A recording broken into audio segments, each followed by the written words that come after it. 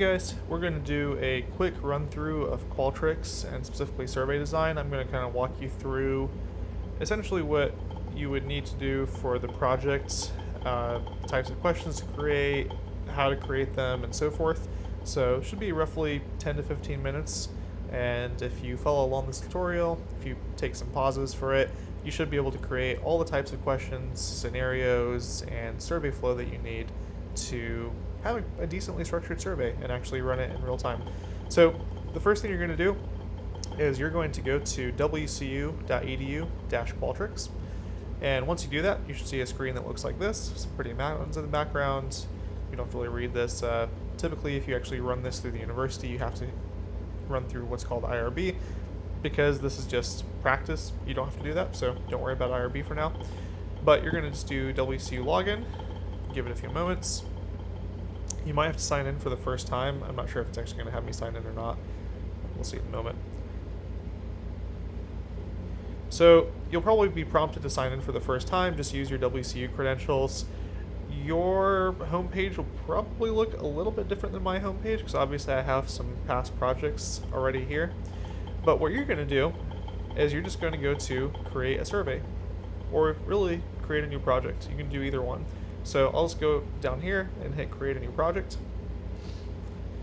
And it's going to give you some prompts. You can do it from scratch, project templates, and so forth. So we're just going to do survey and hit get started. You can name it whatever you want. So I'm just going to do walkthrough practice. And this gives you some other options. You're just going to leave it at the defaults and hit create project. So now this is going to be the page that you're going to get really familiar with when you're doing this project. Here you have your survey flow essentially, your questions in the order in which they're presented. You have a few elements here that you need to be familiar with too. This element right here is what's known as a block. So we'll call it block 1. I'm going to rename it to intro. And then you have an option here to add new blocks. What I recommend, and for the sake of the project, you should probably do this, is to create a few different blocks. One intro block, one block for your scenarios, and we'll call it actually each scenario, so one block per scenario. So we'll do scenario 1 here, because you're going to actually run an experiment. We'll call this scenario 2. And then we'll call this block the DVs, so dependent variables. And then one more block for demographics. So all in all, I recommend at least having 5 blocks. And that's it. What you're going to do now is you're going to actually start to play with the questions here. So you can do this in one of two ways. You can either create a new question by going down to this bottom section here and hitting add new question, which we'll do in a moment. Or for this, you can delete it. But what we need first is actually just a short introduction and the option for the person to opt out of the survey. So I'll just call this consent. And you do need this type of question too. This survey will be a practice.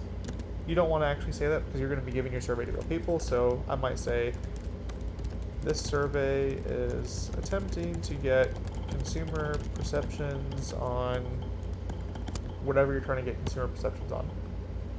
Could be restaurants, could be food experiences, it could be theme parks, whatever you end up doing. And what you're going to put here are two options. So if you can see, you might have noticed I'm already kind of playing with this question.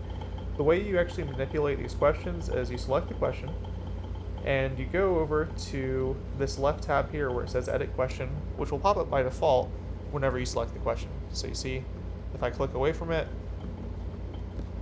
this just has block behavior, which we'll get into in a moment. And once I actually select this question, you have some options here. So what you're going to do is you're going to drop the number of choices down to 2.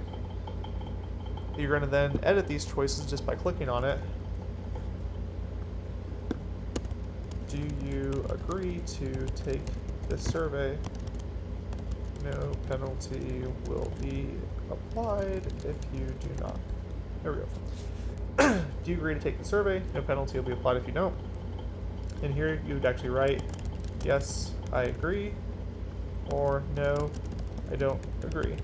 Now, if this were a live class, I would ask a question. I'd probably ask something along the lines of, well, if they say, no, I don't agree, how do we keep them from completing the rest of the survey? Because obviously you want to kick them out at this point. In other words, how do you make this into a skip question? And so with qualtrics, it's actually very nice. It's very easy. All you do is scroll down to the bottom here. You select skip logic. And this basically gives you an if-then statement. Skip from this question to either the end of the block or the end of the survey. So just for now, we'll leave it as the end of the survey.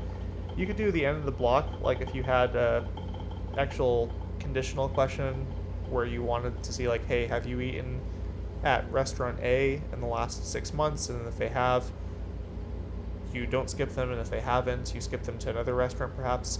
But like, that's a little more complicated. For now, we're just going to do end of survey if yes, I agree is not selected.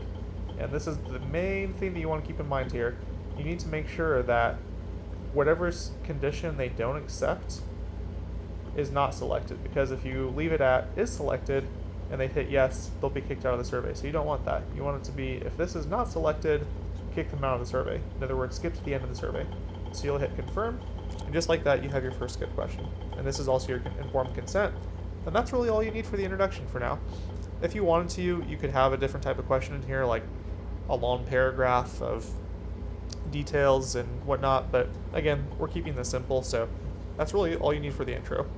A description of informing the person, because it is informed consent, of roughly what the survey is about, and the question, do you agree to this survey? And obviously, no penalty will be applied if you don't.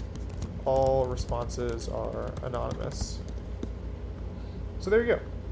That's 20% done. Now your scenarios are essentially your independent variable that you're going to be manipulating.